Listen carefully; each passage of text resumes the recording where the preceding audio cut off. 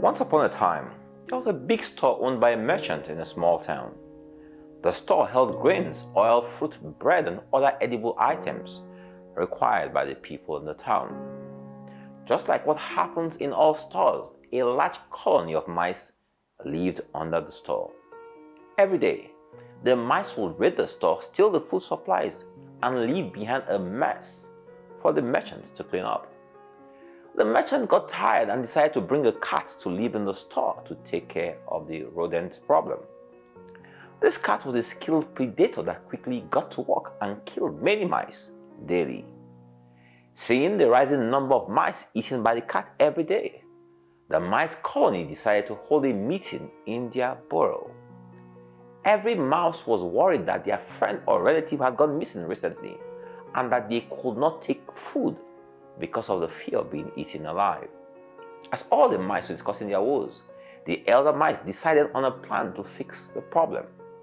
They came up with the idea to bell the cat so everybody would be alerted by the jingle if the cat was in the vicinity. All the mice were delighted by the idea except there was one problem. Nobody knew who would take up the task of belling the cat. Considering the life-threatening risk involved in the operation, no mice volunteers came forward. This is where the idiom, "who will bell the cat," came from. For example, you might ask, who is going to bell the cat when you want to know who will do something dangerous that is good for a group? Do you know why I've told this popular children's story today? It's simply because, just like in the story we just heard, we all know the solution to our problems, but who will bell the cat? Who will make the necessary sacrifice or sacrifices required to save our country, our communities, our public institutions, our schools, our places of work, our families, marriages, or relationships? Who will do that which is risky or dangerous for the greater good? Who will go on a suicide mission for the greater good? President Bola Ahmed Tinubu has decided to bell the cat, just like the Council of the Mice decided that the only way to save their lives was to bell the cat. The Council of Old Politicians in Nigeria has decided that the only way to save this country from financial ruin is to do away with subsidy, increase taxes, increase energy tariffs, school fees, etc. What is the danger in doing this, you might ask? Well, the danger for any president who does this is that you risk a revolution or you risk the opportunity of a second term in office. Do you remember President Jonathan? He tried to bell the cat and he lost his elections. So President Tinubu has risked his whole presidency and the opportunity of a second term just to bell the cat. Already, a lot of politicians, including people within his political party, are already saying he should forget running for a second term. There's no shortage of cats to be belled in our country or in our world, but who will do it? But I have another theory, or what you might like to call a question. Was belling the cat the only remedy? Was there any other approach that they could have explored? Belling the cat was a solution given during the meeting, and they concluded the meeting considering belling the cat as a problem. Instead of exploring other possible answers of the root problem, they gave up. This is our reality today. We always start off trying to solve a problem, but that solution becomes a problem on its own. Subsidy removal, which was supposed to be the solution to subsidy fraud, has now crippled our economy.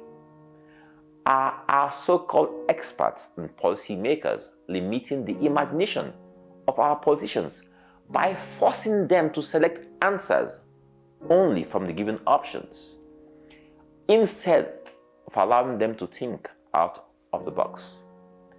If the president has been told that the only way to solve subsidy fraud is to remove subsidy, that's the only option he has. But if he decides to think outside the box of solutions he has been given, he might find better solutions. What does this mean?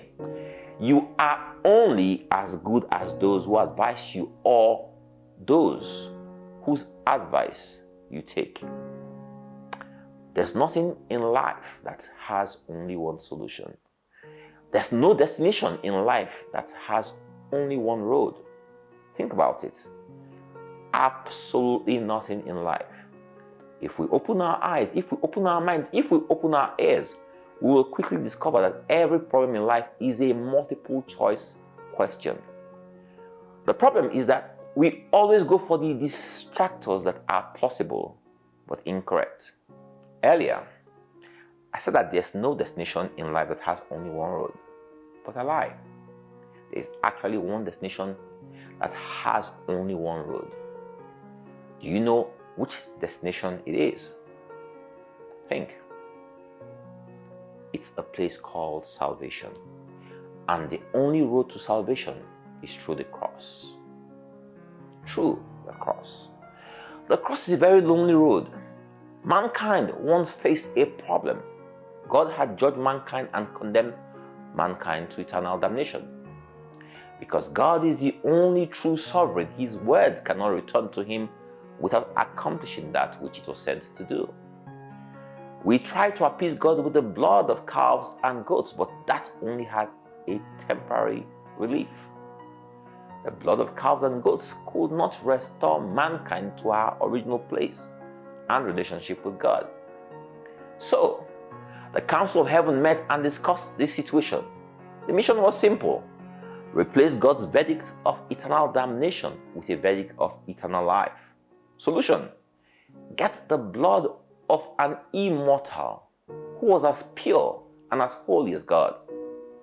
The challenge: this immortal had to become mortal in order to be used as a human sacrifice. This included experiencing death. Who will bear the cat? Who was going to go on this suicide mission? Remember, I had earlier said that salvation was the only destination that had one road, which is the cross. The cross itself is a destination whose door only one man could open, he who they call Christ. But Christ being come a high priest of good things to come, by a greater and more perfect tabernacle, not made with hands, that is to say, not of this building, neither by the blood of goats and calves, but by his own blood, he entered in once into the holy place, having obtained eternal redemption for us. For if the blood of bulls and goats and the ashes of an heifer, sprinkling the unclean, sanctified to the purifying of the flesh, how much more shall the blood of Christ, who through the eternal Spirit offered himself without spot to God, purge your conscience from dead works to serve the living God. And for this cause he is the mediator of the New Testament, that by means of death, for the redemption of these transgressions that were under the First Testament, they which are called might receive the promise of eternal inheritance. Who will bear the cat? Christ has bailed the cat. God bless you all.